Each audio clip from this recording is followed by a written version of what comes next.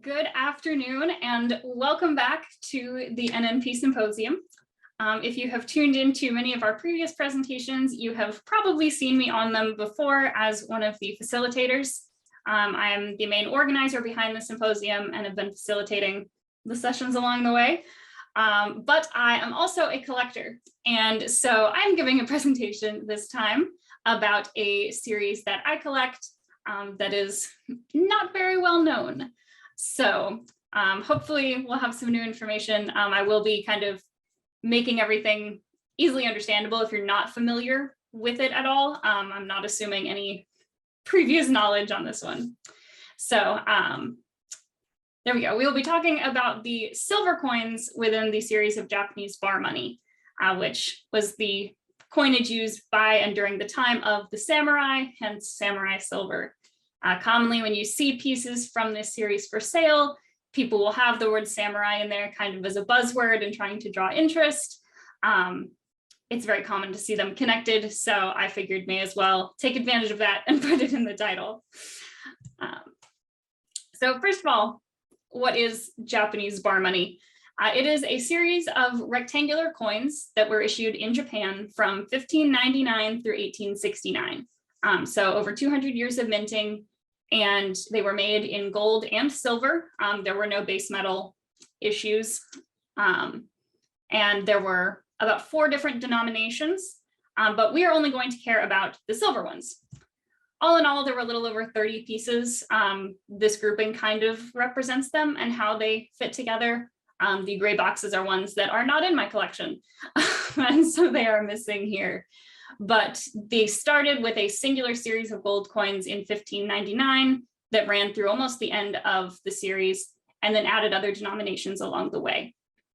The first silver piece of bar money was not issued until the 1700s in 1765. So before that, I forgot I changed the order of this slide. So hold that thought. If you are researching this series, there are extremely few sources out there. These are really the only 4 English books on it, which is not a very large number. And all of these are focused on all of Japanese coinage prior to 1869. So they include a lot of other coins as well. And the Vermeil Jacobs here, and then the one from last year, contain newer issues as well. So none of these are focused on bar money, but they do contain information about it. This one by Hartill is probably the best of these sources for bar money, and I'll reference it quite a few times throughout the presentation. The Hartill book is fairly easily accessible. It's on Amazon, and I don't think I've ever seen it out of stock. The other ones are harder to find. Monroe from 1904 was the first one, but quite honestly, it's not very good.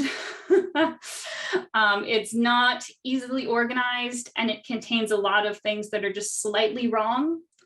Vermeil Jacobs from the 50s did greatly improve upon Monroe, but it does still have some very problematic issues and errors that I have seen. And it doesn't have pretty much any background information for bar money. It's very much just a listing of the pieces. Hartill, again, improved upon that greatly, and I still consider it the best option that there is of English references. It has more background information and much fewer errors when it comes to the cataloging. I have found a couple, but for the most part, Hartill is very reliable. And if you're going to purchase a book about the series, it should be Hartill. This is the most recent publication. I haven't used it a ton since it came out, and I do believe it's currently out of stock anywhere that I've seen it for sale. But I believe it contains less historical information than Hartill. I also have a website about these coins that I'll give you the URL for at the end, but that is out there as well. So we're coming from very little English source information. And so a lot of the information that I have in this presentation are things that I have gathered from Japanese sources. To be clear, I do not speak nor read Japanese, so translating them is quite an endeavor that is very slow going. So it is a work in progress, and I'm sure that I will come upon more information about these pieces in the future, but this is what I have found at this point. So before the first rectangular silver coins were issued, Japan did not like have round silver coins or just something of a different shape. They had what they called weighing coins. So they were specifically called Mameita-gin, the little ones, or Chogin, the large ones. And so these coins had to be weighed every time they changed hands. They didn't have any kind of official denomination or value exchange. They had to be weighed, which was very inconvenient. Anytime you want to go spend something, you would have to weigh it on a scale. The Chogin here are actually fairly large. I happen to have one here. And so one of them could be about the size of your hand. Whereas the Mameita-gin vary quite a bit. They could be absolutely minuscule to a fairly respectable size. And they varied in terms of design. They were all over the place. So they were not very convenient, and the government wanted to kind of standardize the silver and gold exchange rate more than it was. So they started issuing denominated silver coins. This was the first one. It's called the Meiwa Go Momme. So what that name is, Meiwa refers to the time that it was issued. In Japan, they kept track of time based on era names. And so every time a new emperor took the throne, then there was a new era name. And so they would say, you know, it's Meiwa 3, not 1767. I don't remember exactly when Meiwa 1 was, so don't come at me for getting the number wrong there. But they would use that as a way to keep track of years. So Meiwa just means that these were first issued during the Meiwa era. They did not change the names if the coins were minted like across multiple eras. These coins do not have dates on them. That is one thing that is, you know, we very much take for granted with Western coins that Japanese coins simply did not have at this time. So it's really only possible to do a typeset of these coins. So you'll notice I will never mention a date on the coin because it's not there. So Go is the number 5, and then Momme is a unit of weight. So this is saying when they were minted and then how much they weighed, which is roughly what it says here. This first character is silver, and then 5, Momme. The writing on the back is the name of a mint worker, Jose, which I've been able to find very little information on. Research still needs to be done on what the significance of that is, but that same name is across all of the silver denominations we'll look at. So these actually had the lowest mintage of the entire series, and we'll see why here in a little bit. And they were very low purity of silver. They're only 46% silver. As a result, a lot of these today you will see have turned kind of green, just as they've aged and interacted with the environment. They'll get this light kind of green color. The example I have here is more white than you will commonly see. Looking at the centering and the positioning of the text on both sides is one thing to look at as far as finding a better than normal example. But an average example tends to run about $1,500 to $2,500. It is the most expensive type in the series as well. And with all of these are the original mintage numbers, but a lot of these were melted down over the years. Japan was not just bringing in massive new amounts of silver to make coins, they were melting down the previous issue to make the new ones. So the actual surviving number of all of these is going to be much lower than that original mintage. This chart over here on the side will make sense once we get to the next issue. So there's more than one bar on it. So just bear with that one for now. So prior to this coin being issued, Western Japan liked the silver weighing coins, and that was the main thing that changed hands, while as Eastern Japan liked the denominated gold coins. So the coins were minted in Edo, which is this little dot here, which is now Tokyo, and it was the capital and where the coins were minted. And so they were releasing these gold coins that had a set denomination on them. And that was what Eastern Japan liked to use. So the goal was to kind of unify these two forms of commerce into one more cohesive currency system so that they fit together a little more. So they actually called back to the weighing coins in the design of this first coin. So these were the weighing coins that were used at the time. And you'll notice they all have the same little figure on them. And that same character is on the Meiwa Go Momme.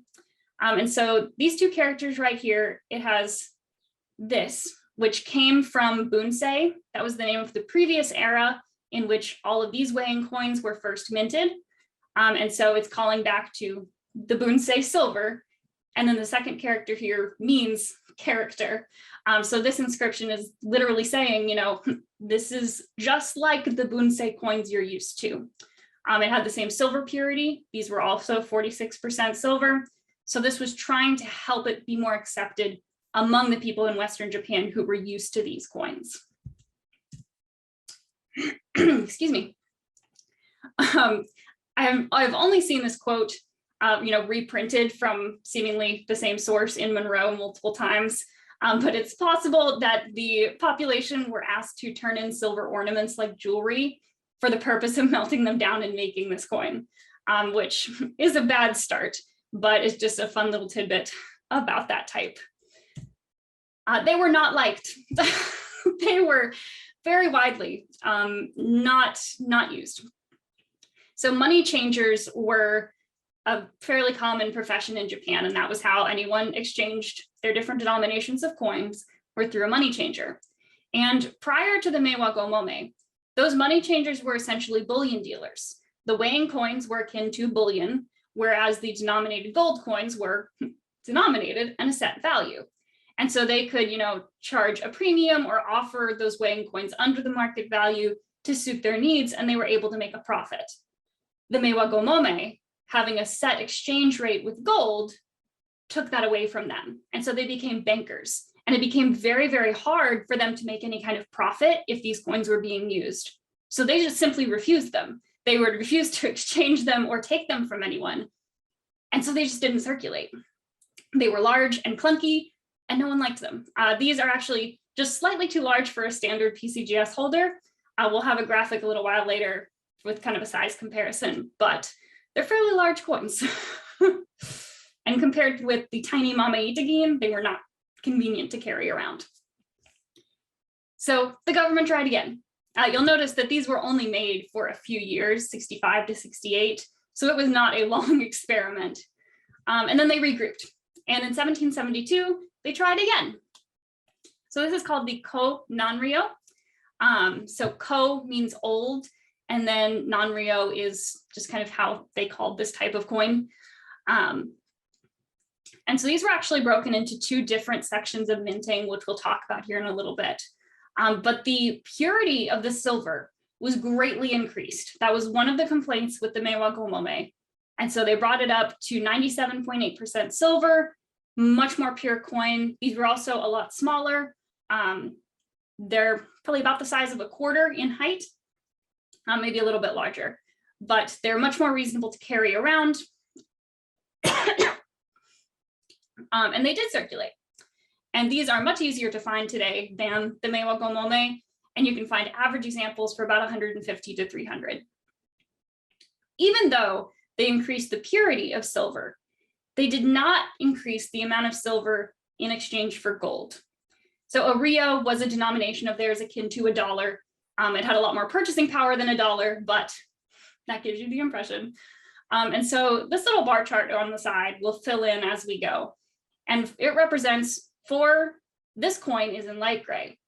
For this coin, how much silver was in one ryo's worth of that coin. And so for the Meiwa Go Momme, there was a lot of silver per ryo. And this coin actually brought that total down. But because it was more pure within the coin, and for some other reasons we'll look at in a second, these were actually a lot more popular. So this kind of just shows the changes between them, one of which was that silver purity.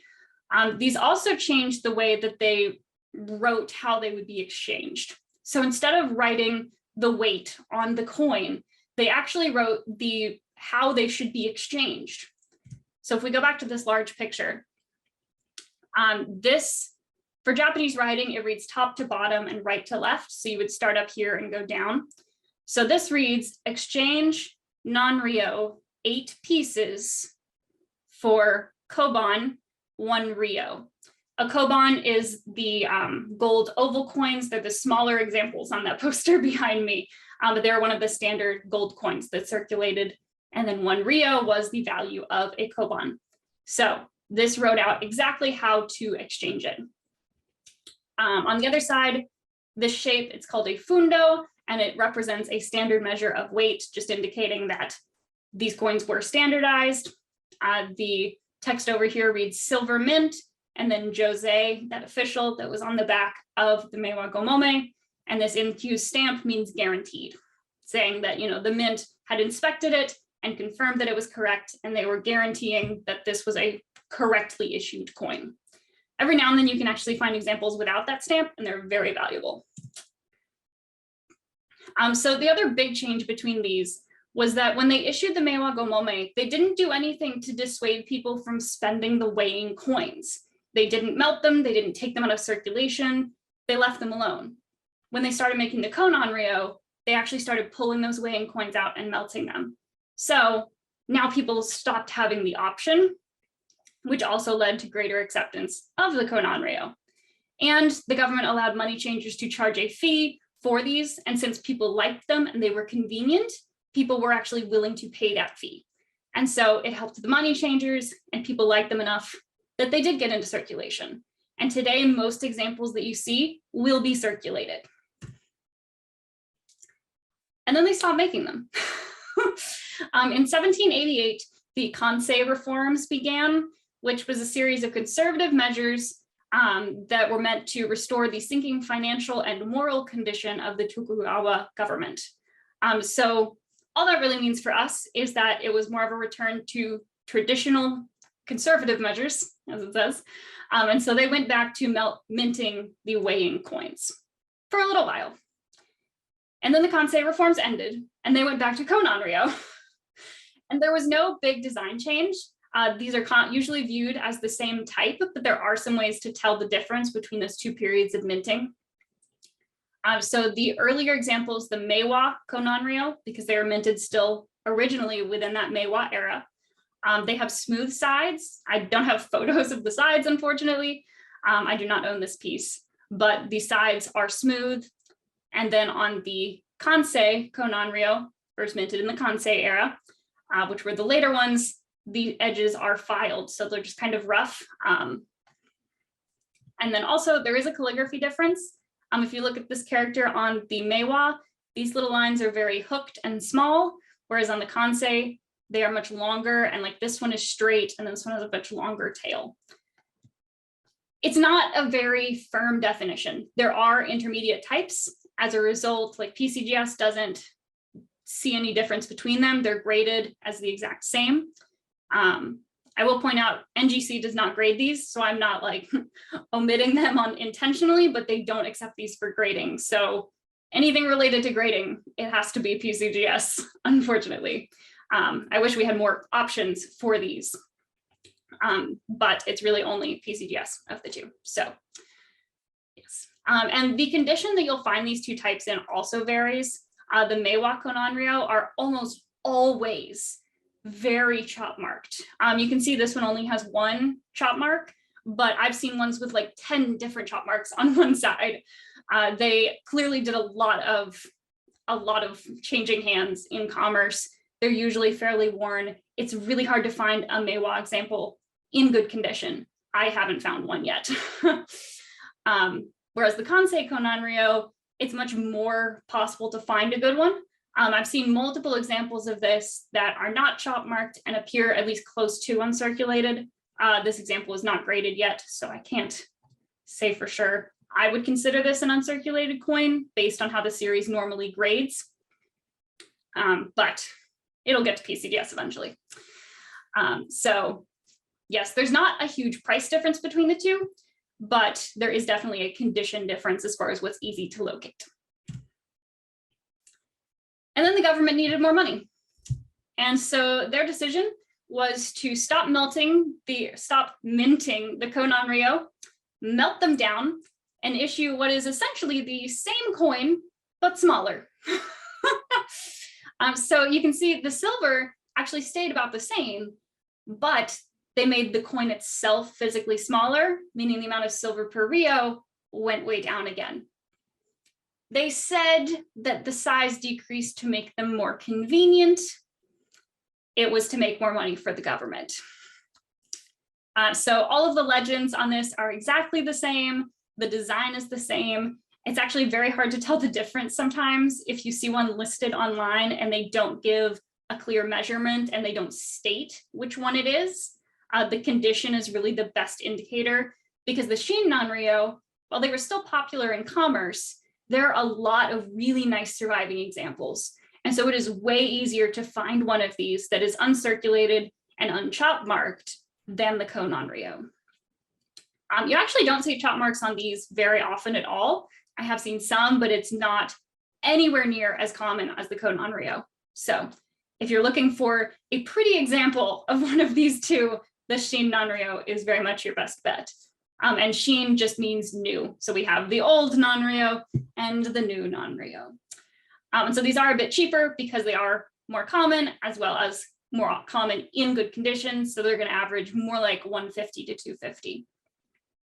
This is an MS63. All of the rest have been graded.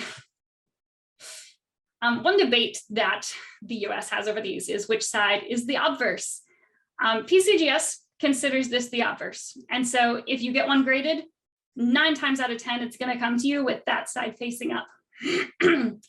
Every other source in English, in Japanese, everything else I have ever seen considers this the obverse. And based on the later designs, I agree. But you're always going to see the other side depicted as the obverse when they're graded.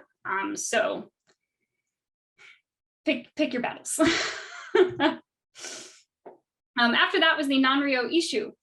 Again, they wanted more money and they wanted a new denomination. So this one is actually a different denomination than the prior ones. This is half of their value. So the words on this side say exchange 16 pieces for 1 ryo.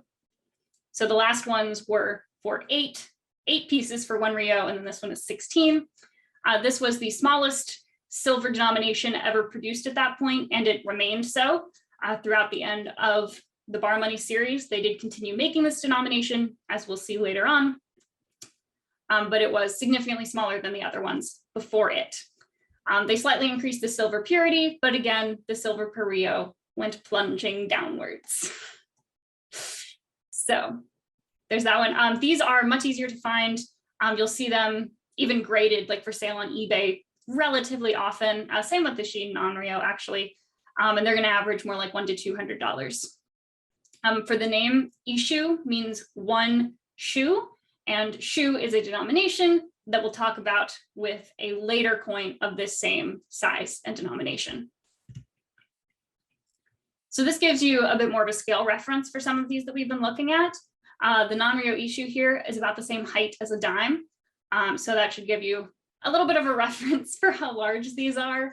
The Isshu, the size of this coin remained consistent for the other Isshu issued throughout the series. So that's the smallest we're going to get for these. Next was what they called the Tenpo Ichibu. So Tenpo, again, was the era name, first issued in the Tenpo era. And then Ichibu is the denomination, which I have shown on the next slide with pretty circles. So we're going to hold off on explaining that one. Again, really good silver purity brought the silver per ryo down yet again. So that's just a rapidly falling trend over here.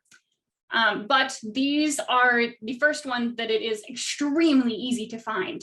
If you have ever seen a piece of silver bar money, there's a decent chance that it's one of these, or at least this design and a later date era that we'll see soon.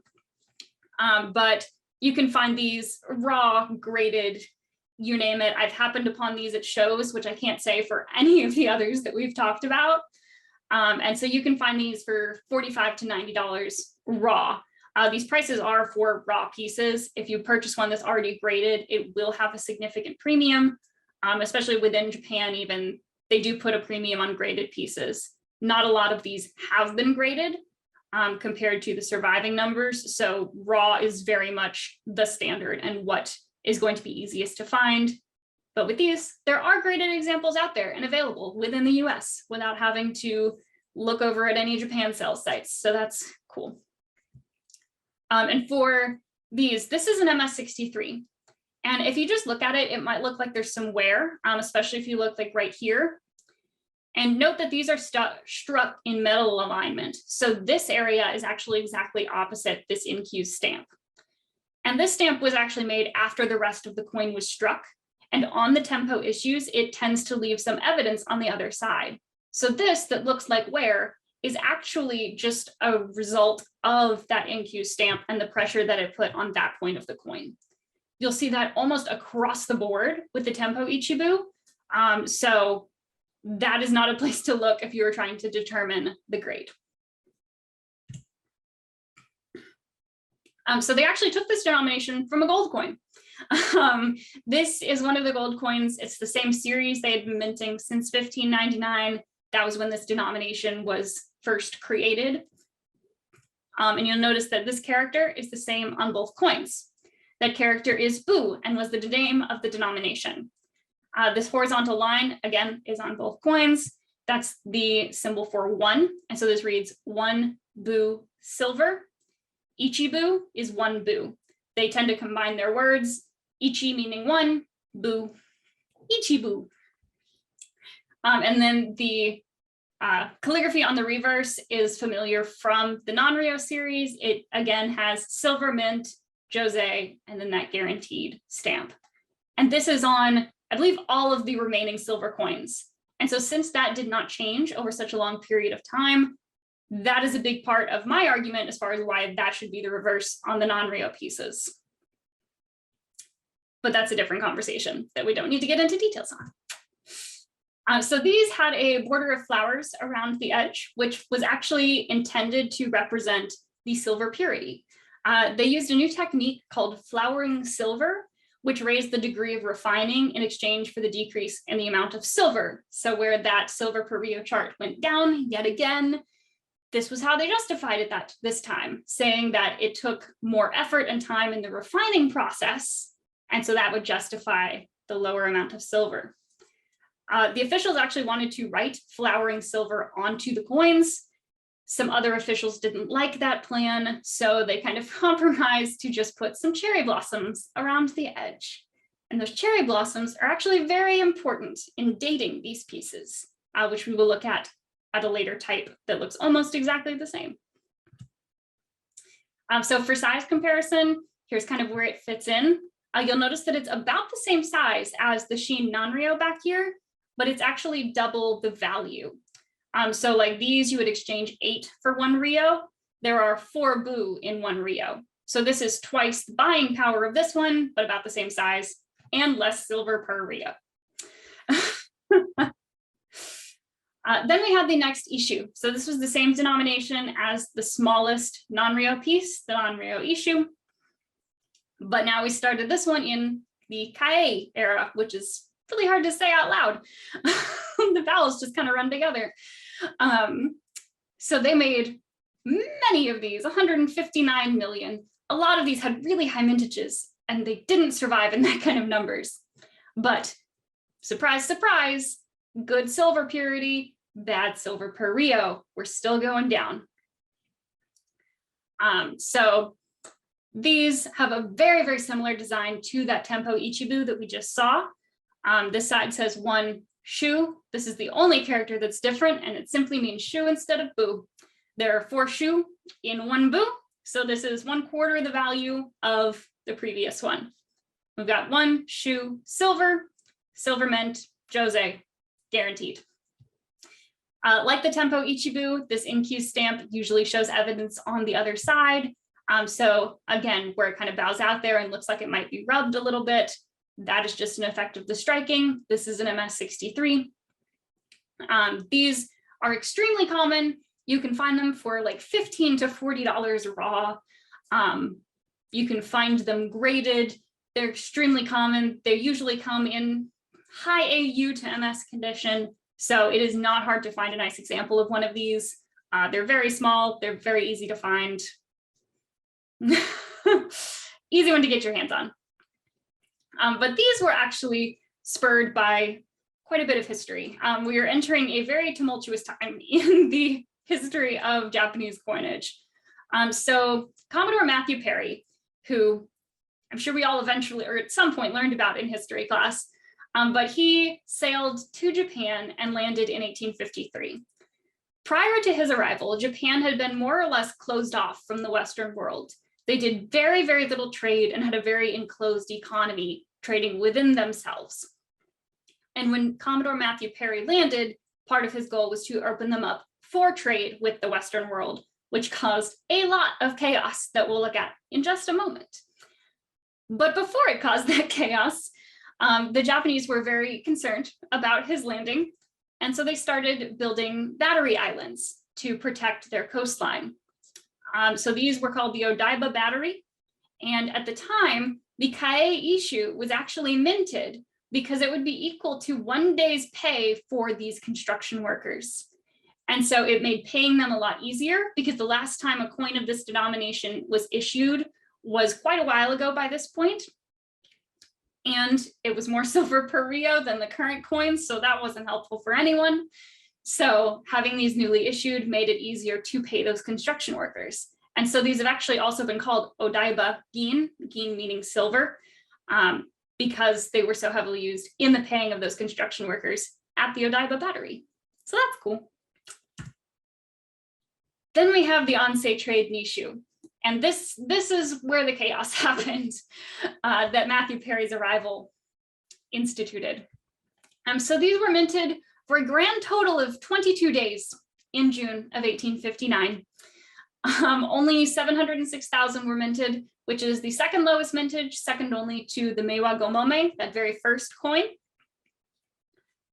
The silver purity dropped. You'll recall the previous one was still in the 90s. This went to 84.5% silver. We'll look at the size here in a second. And the silver per Rio skyrocketed, which there is very much a reason for that, that I have a lot of graphics to explain here in just a moment. But while we're on this slide, these will average you $700 to $1,100 now for an average example. They can go much higher than that. This is an XF45. You can find these in MS. They didn't really circulate that much, especially within Japan, but you will find them in circulated condition. I expect they traded hands as bullion once they exited Japan a fair amount, but they commonly just are not pretty. They were struck over the course of 22 days. The mid workers were just like panicking, trying to get these things out the door. And so they were not taking the time to make them well struck. Whereas normally the mints in Japan took a lot of pride and care with their coins, these did not get that treatment. These were get them out the door. And so you'll see like on this one, there are some marks here along the edge, which I expected might have been damage, but it's straight graded. And so I believe those were from the minting process, and they were just trying to get them out so quickly that maybe some of the like filing from the edge came across. But you'll commonly see these just not well made, not well made. So the reasoning for that skyrocketing silver per Rio comes back to trading with the Western world. Matthew Perry landed and wanted to set up an exchange rate with outsiders so that Westerners could come into Japan and do commerce. The problem with that is that Japan had been contained within themselves for so long that they had a very different silver to gold ratio than anywhere else in the Western world. So in most places, it was about a 15-to-1 ratio. 15 ounces of silver would get you 1 ounce of gold. In Japan, it was 5-to-1. And so that is a huge difference. And so that caused a lot of problems with the exchange rate. When the Westerners came in, they wanted the exchange to be set up so that they would be exchanging an equal weight of silver. So 1 real was about 25 grams of silver, and 3 Tenpo Ichibu were also about 25 grams of silver. So that was the exchange rate that the West kind of said was going to happen, which looks great from that. The problem with that is that the Westerners could come in, exchange their 1 real for 3 Tenpo Ichibu. take those Ichibu into Japan to exchange for 3 gold bu. And then when they took that gold out of Japan and sold it as bullion, they would triple their money. Obviously, that was horrible for Japan. Gold started flowing out of the country when Westerners realized that this was an option. Of course it did. And so Japan had to fix it. If they wanted to kind of stabilize that gold exchange, they wanted 1 bu for 1 real. 1 bu had a similar amount of buying power within Japan, and it exchanged for an amount of gold that would then bring the original exchanger back to what they had brought in. So that was what Japan was lobbying for. But because of the difference in the weight of silver, and because the West viewed Japanese coinage as bullion as opposed to currency, they weren't having it. So Japan tried to fix it, which is when they issued the Ansei trade Nisshu. So trade is in the name. This was its entire purpose, was for exchange with the West. This coin made it such that the Westerners could bring in their 25 grams of silver and exchange it for 2 of these trade Nisshu, about the same weight in silver. And these coins, Nisshu translates to 2 shu. You see 2 lines is their character for 2, and then this was the character for shu. And so altogether here we have 4 shu, which is the same face value as that Tenpo Ichibu. So they could take those 2 trade pieces, exchange them for 1 bu of gold, and they still have their original amount of money. Everyone's happy, except they weren't.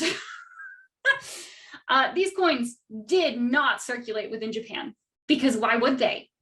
These images are to scale. And keep in mind that this is the same face value on each side. A singular Tenpo Ichibu was smaller than 1 trade Nisshu, which is half the value. These were never going to circulate within Japan. And so the West looked at that and said, that doesn't count. That's not a coin. We're not exchanging it for that. And so after a whopping 22 days from the 1st to the 22nd of June in 1859, they were discontinued. So this is very much the second kind of key date of the series. You do not see these very often at all in the US. Yes, these are not a common piece, but they have a very fascinating history behind them, which I think is also part of what makes them valued. So Japan tried to save themselves.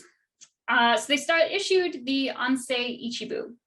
So here we have Ansei is the era name, and then Ichibu is the same denomination we saw earlier with the Tenpo Ichibu, which at a glance looked like the exact same coin. All of the characters here are the exact same. Every now and then you will see sources that claim you can differentiate the 2 based on the calligraphy on certain characters. You cannot. There are common characteristics, but they are not consistent, and you should not use the calligraphy style to date these pieces. I'll show you how you should date them here in a moment, but it is not based on the calligraphy because it will be wrong sometimes. Anyway, so these were issued right at the end of that trade Nisshu failed experiment, and were minted up through 1868. They brought down the amount of silver quite a bit. So the last Ichibu, the Tenpo Ichibu, were 99% silver, and these were only 87%. So they dropped it quite a bit, which was because they wanted to be able to melt down Western silver. They had all of these Western coins being brought in and exchanged, and they wanted to be able to do something with them, but they were only 90% silver. They couldn't melt them down and make more Tenpo Ichibu. So instead, they debased their own coinage enough that they could just melt down that Western silver and use it as is. So we have the Ansei Ichibu. These are the most common type of Ichibu. There are 3 Ichibu total, one of which we haven't gotten to yet, but these are the most common. They also come in the best average condition. You will usually see these fairly nice. They tend to have good luster. They are rarely circulated, and I'm not sure, well, they're very, very rarely have any chop marks. I think I've seen a couple, but it is not common at all. So if you just want a singular Ichibu, this is the one to go for. It's going to give you the best eye appeal for the price. You can notice on the pictures, it doesn't really have that impact of this in-Q stamp. So on the Tenpo, remember there was kind of a bulged out place here where it looked like there was some wear, and the Ansei Ichibu typically don't have that. They must have improved the striking process in between the two, because you just don't see it on these the same way. So yes, it's very easy to find an MS63 in these. It's easy to pull a raw one and send it in and get an MS63 back. Above 63 is when it starts becoming more difficult. I want to say they top out at about 66. So yes. So to date them, we have the Tenpo Ichibu, the Ansei, and then the Meiji Ichibu, which we have not gotten to yet. But I wanted to go ahead and talk about how you tell them apart, because I realize that is very confusing when looking at two basically identical coins. So this is where that flower border actually comes back into play. You'll notice on this picture, there is one flower that is upside down. So they all have 5 points, and so one will be pointed up on most of them, and then one flower per side on each coin will be pointed down. Occasionally, there can be sides with all of the flowers pointed up. Those are much less common. You will almost always find one pointed down. If there are none pointed down, you should question if you're sure of the authenticity, because that is the most common thing you'll see in counterfeits, is the people making them didn't know about that, and so they'll skip over that detail. So if you can't find one, second guess the coin, but it does happen. At any rate, we're going to ignore those examples. If you have questions about that, there is a lovely table within David Hartill's book that shows you all of the possible combinations and what era they are from. But as a general rule, when you're looking at coins, the placement of that upside down flower tells you when it's from. So the Tenpo Ichibu, that upside down flower on both sides will be near the bottom of the coin. On Ansei, it will be near the top. And then on the Meiji, it will be in the middle or at the top on the reverse. I have seen these misattributed in PCGS holders far too many times. Always check the attribution, no matter who is selling it, who has it labeled. If it is in a slab, check the attribution if you care what era you're getting. If you're just looking for a pretty example and you don't really care which one it is, you just want an Ichibu, it's not that critical, unless it is Meiji, because the price is much different for those. But for the Tenpo and Ansei, if they're about the same price range, it only matters if you are specifically looking for one of them, but always double check. So now we have the Meiji Ichibu. So it kind of resumed this trend of going downwards as far as the silver per Rio. And it was the last Ichibu struck. It was only from 1868 to 69, which if you are familiar with Japanese history, you may already have some idea what's going on with the dates here. But much fewer of them were minted, only about 4 million, whereas like the Ansei were 11 million. So much lower mintage, very few years of minting. And these are the rarest of the 3 Ichibu. They average about 100 to 250 for raw examples. This example is not quite average. It has a couple special calligraphy variations that I'll show you in a moment. But for an average example, that's about the price you're going to look at. So the Meiji Restoration happened in 1868. Which essentially took the control of Japan away from the shogunate who had been ruling and gave it back to the emperor. They always had an emperor in name, but they hadn't had any real power in centuries. And so the Meiji Restoration gave the power back to them. And that the Meiji Restoration was really kind of the modernization of Japan. It brought in a lot of Western things that they started integrating into their culture that hadn't been there before. And one of those things was Western coinage styles. And so they took control of the mint, and they wanted to switch from these old traditional pieces over to more modern coinage, because these coins were still being struck by hand. The entire mint was workers sitting on the floor with hammers and dies and striking coins by hand. And that was the only way Japan had ever done it. And so when they got this new minting technology, they wanted to implement that and modernize their coinage, which is when we got the yen. But it took them a little bit to get that in place. So to keep the economy running, they issued the Meiji Ichibu, as well as the next coin that we'll look at. And that was always meant to be kind of a provisionary coin just to tide the country over until they could get a new currency system in place. And so these commonly have a lot of filing marks. You can see on this example, it has a lot of those marks along the flowers. And that's just a common feature with these. You're going to see a lot of file marks. Those are common on Ansei Ichibu as well, but I would argue they're a bit more pervasive on the Meiji Ichibu. These range wildly in quality, in the quality of the silver. No one cared anymore. With these, they didn't care how good they were. They just wanted to get them out to keep the economy running. There we go. And for all three of these Ichibu, there are actually some calligraphy variations that can have a really big impact on the price. And these are things that have not been published very widely in the US. They are in Hartill. Again, pick up a copy of Hartill if you want to know more about them. But there are 6 that will actually greatly increase the value of a coin. And so this just kind of shows you which character they're on and how they are different. I'm not expecting anyone to remember the details here, but the point of this is there are variations that will greatly impact the value. So like the Meiji Ichibu here, it actually has 2 of those variations. If you look at the obverse, the second and third characters, on that top left stroke, it has a little flick up at the end, and that is a variation. And so I actually found that piece for sale without any mention of those variations at like a standard price for a Meiji Ichibu. And I snapped that thing up the moment that I saw it because it is worth far more than it was being sold for because of those variations that the seller didn't know about.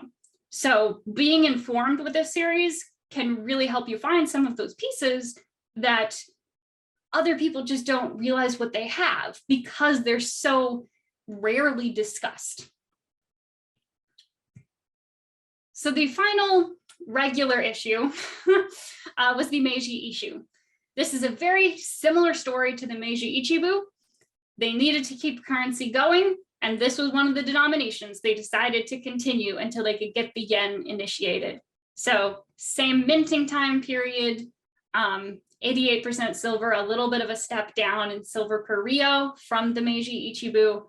And this design should be familiar from the Kaei Isshu earlier. It is, again, the exact same with a small difference. But these actually usually are nicer. The Kaei Isshu, showed a lot of evidence on this side of that INQ stamp, whereas these don't typically. It's much easier to find a Meiji Isshu that doesn't have much of an impact from that INQ stamp. And so the obverse has a lot more eye appeal. They can come with a lot of luster. And since they were only made for 2 years, they're very rarely circulated.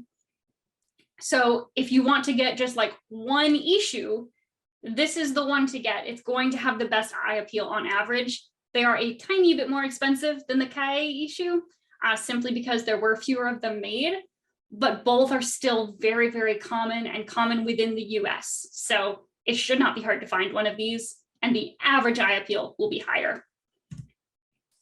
To tell the difference between them, you can see here the actual wording on the coin is exactly the same. The size is exactly the same. Any differences you see here, other than the one I'm about to circle, is just because of these examples. The only consistent attributable difference between them is this character. We looked at, I believe, the top of this exact same character on the 2 different types of Ko Nanryo, that second piece. But on the Kaei, these 2 top left and right strokes will be very short. They'll be angled in, whereas on the Meiji, all 3 of those top strokes are tall, straight, parallel lines. So they're fairly easy to tell apart once you know what you're looking at, but you have to know to look at that character because the size, the weight, the words on them are exactly the same. There's one more type, which was not an official government issue, but it is the Shonai Ichibu. And these were actually struck over top of Tenpo Ichibu by a specific clan in Japan. And they only struck them during the summer of 1868. I have not been able to confirm the number struck. I have found sources that say it was about 1.7 million, but they are not the most reliable sources. So take that with a grain of salt. But they average about $90 to $175. These are fairly hard to find within the US. They're relatively common in Japan, but not in the US. And they are usually circulated. This is a nicer example than a lot of them that you'll see, which I'll explain here why that is in just a moment. So as I said, they were struck by the Shonai clan. And so this map shows where the Shonai were located. They were at that white dot up at the top.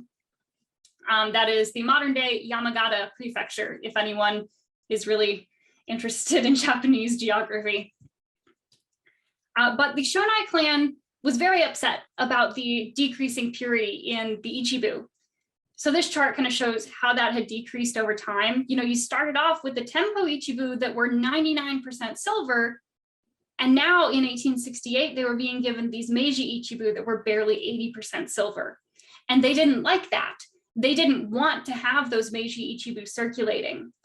So they decided to pull out the old Tenpo Ichibu and mark them so that people in commerce would be able to tell, oh, these are the good ones. These were the good Ichibu.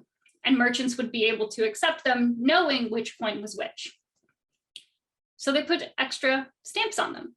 And this was widely enough done that these are actually considered like a type in the standard series within Japan most of the time. The US, not as much. PCGS does not include these in any set registries, which makes me kind of sad. But since they were not an official government issue, I understand why that happened. But you'll see they put two different stamps on the coins, only one of which has been published in any of the English sources, as far as I'm aware. On the obverse, they have this very large stamp. It means show. It was the first character in the name of Shonai. So that was on there. And then on the reverse, there is actually a small Y-shaped stamp on one of the bottom two corners. And I have not seen a single English source mention that stamp. When I was going to purchase this piece, I spent a long time trying to figure that out because I started looking at other examples and realized that every single one of them had that stamp on it. So I was like, why are they all so consistent? And so eventually I figured out that that is part of what they struck as part of the Shonai clan's whole plan. And somehow it just got omitted from the English sources. So that is not an additional counter stamp. That is part of what the Shonai clan was putting onto them. It's been suggested at the same source that gave the mintage at the top that the location of that Y stamp may have indicated where specifically they were being stamped. They were struck in Sakata and Tsuruoka. And so it's thought that whether or not it's on the left or the right may have told you which place stamped it. That is, again, not confirmed. Take it with a grain of salt, but it's a fun idea. So if you are interested in the series and want to collect some combination of them, there are a few different ways that you could go about putting together a set that kind of makes sense depending on your budget. And so the kind of most basic option would be a standard run of Ichibu. So that's not including the Shonai. It just has those three, Tenpo, Ansei, and Meiji. It'll probably run you around $200. All these estimates are assuming that you are buying raw pieces in fairly average condition. Obviously, you could deviate wildly from that cost if you find really good deals, if you are buying already graded pieces, if you're going for the best that you can find. This is very much just intended as a basic ballpark figure, so you can decide if it's something that's within your capabilities to seek out. So that would be the smallest set that kind of makes sense. For very little extra, you can add the two standard issue to that. All of those coins, were very, very similar in design and are a very cohesive series that go together. And it's not a very big financial commitment over time. So, or if you don't like those and how similar they are, you could look to the Nanryo series. or if you just want a little bit more of a challenge. These can get into challenges with finding them available within the US, especially with the Ko Nanryo. Sometimes those just are not available. They do come up from time to time. All the Shin Nanryo and the Isshu are pretty much always going to be somewhere for sale, usually something on eBay. The Ko Nanryo, not so much. You might have to wait a little while for that one to come up anywhere, and you might not have a lot of choice as far as condition, but it's doable. Next would be all the ones included on PCGS registry sets. So that is everything except that Meiwa Go Momme at the beginning and the Shonai Ichibu at the end. That is a significant jump in the cost solely because of that Ansei trade Nisshu. That is really the key date of the ones that PCGS includes. The unfortunate thing is that PCGS does not group the registry sets by metal, they group them by denomination. So if you put these into a registry set, for example, the one shoe set will have the 3 Isshu shown here, the Nanryo, Kaei, and Meiji. And it will also have a gold Isshu that is entirely unrelated to these 3, but is in the same set because it's the same denomination. The same is true for all of the denominations here, the 2 Shu and the Ichibu. They all have gold coins in there as well, which is very frustrating if you're trying to collect by metal, which is really how it makes sense to look at these coins, but that's the way it is. So if you're going for anything involving a registry set, that's just something to be aware of. You're not going to have a complete set according to the registry, even if you get all of the silver pieces here. And finally, if you want to be really ambitious, you can go for a full set, which includes the Shonai and the Meiwa Go Momme.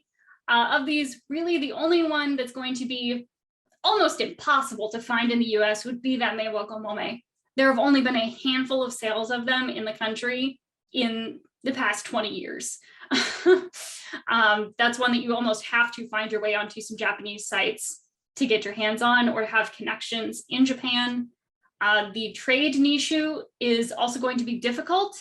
They come up slightly more often. I have seen a few sales of them from the major auction houses since I started collecting this set. And this one I actually found on eBay, it popped up. So you do find them more often than the Meiwa Go Momme, but not often. So those will really be the 2 challenges. And the Shonai seem to go through phases. Every now and then, someone will happen to list like 3 or 4 on eBay at the same time, or even multiple sellers, but they tend to go up in waves. And then they'll go away, they'll sell, and there won't be any for like 6 months, and then some will go up again.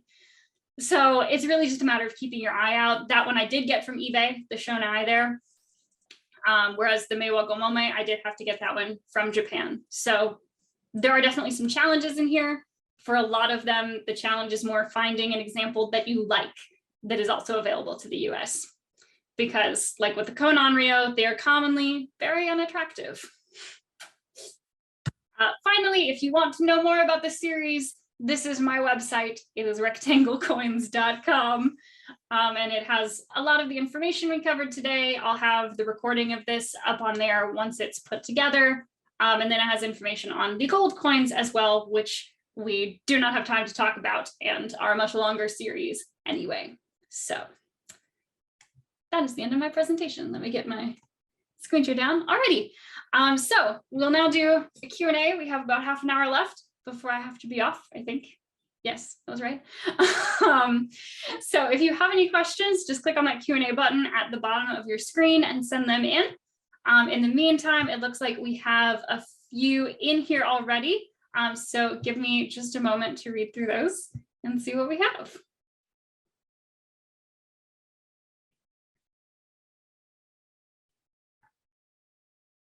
Okay, there's a comment in here about the Josei. Those are the characters on all of the silver coins from the very first one to the end.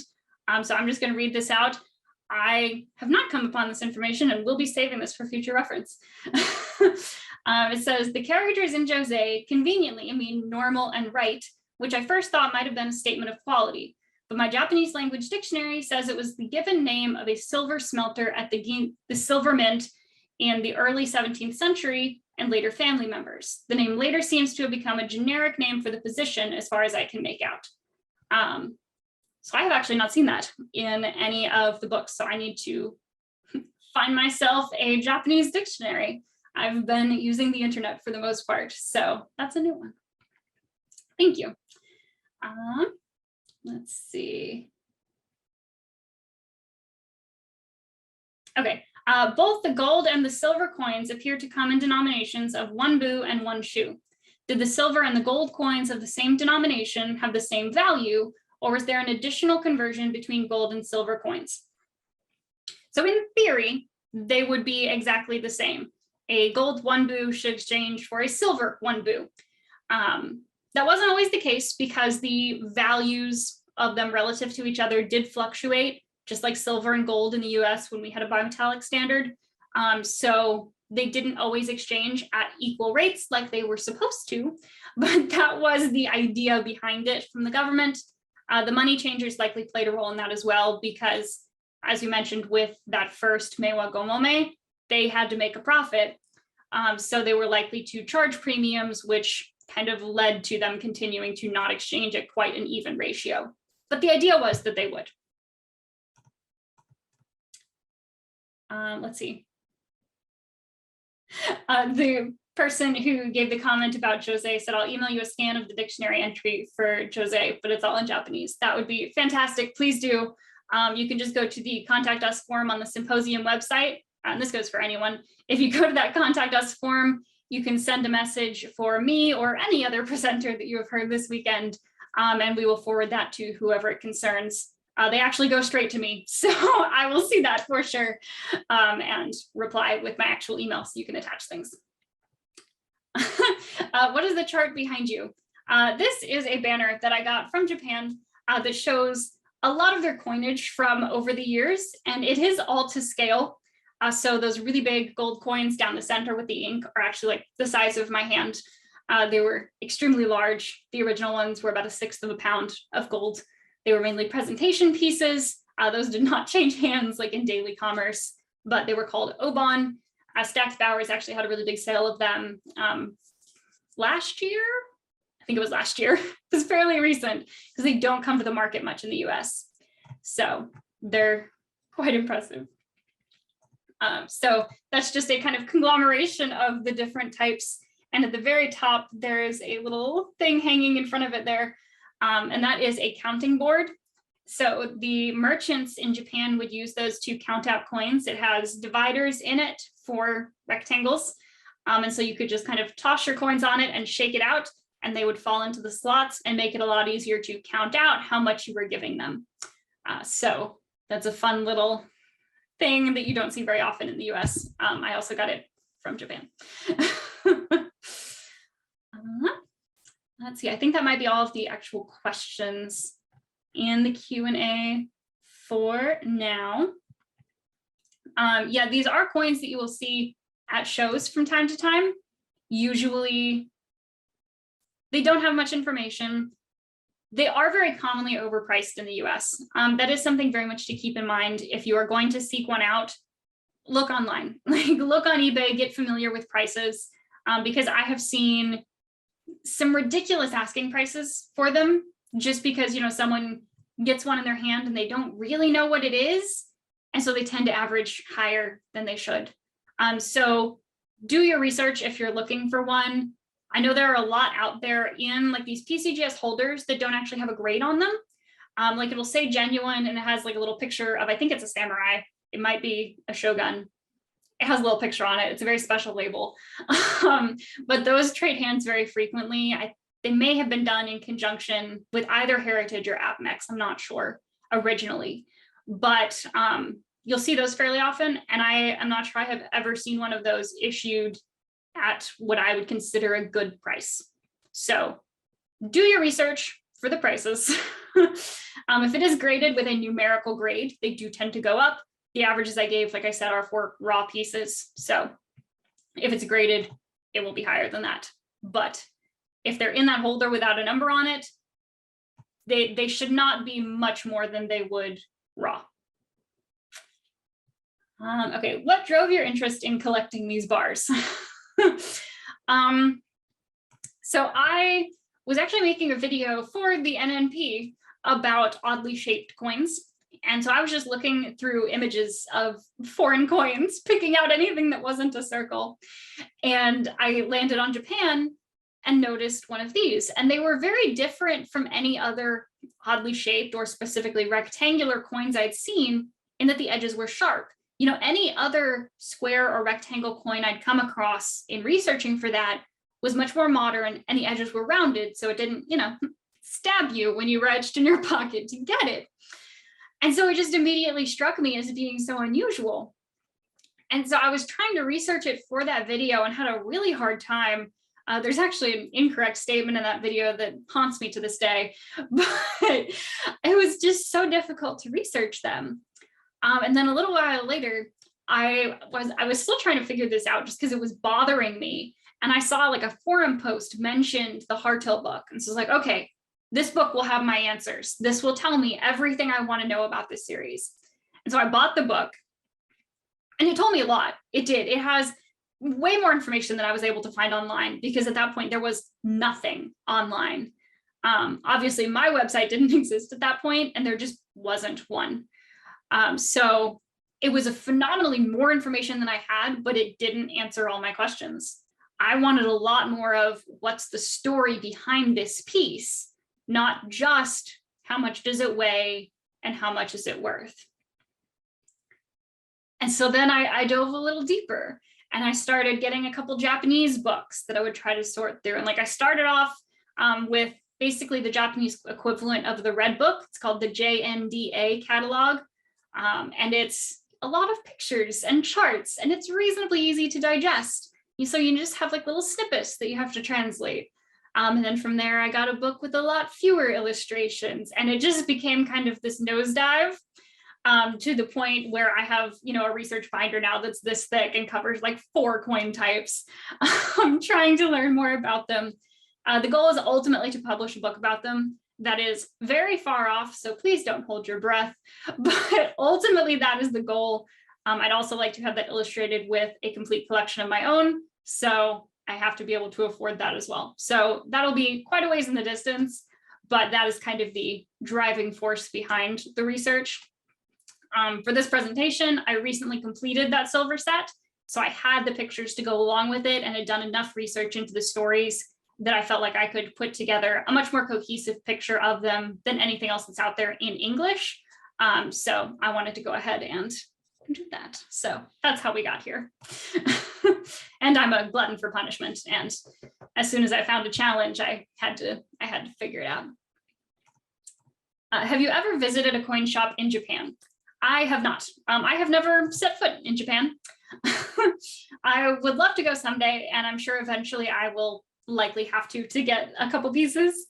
But I very much want to go and would love to like actually be able to walk into a Japanese coin shop and see more than 3 examples of bar money for sale. That would be great. But I have not had the opportunity to do so, especially with COVID. So no, unfortunately. Anything that I have purchased from Japan has been done over the internet. Okay, I think that is the last question we have. So if you had any last minute ones, go ahead and get them in there quickly. Otherwise, we will wrap it up. The next presentation should be starting at 4, and I believe we have Jeff Rock presenting. Yes, Jeff Rock is next. And then we'll have just one more left this evening at 5:30 with Will Cadence. So we are on the final stretch of the home run. Thank you so much, everyone, for watching and taking time out to learn a little bit about this very obscure series of rectangles that has enamored me so. That's it. That'll wrap us up. And thank you for watching. Hope to see some familiar names back in the last couple sessions.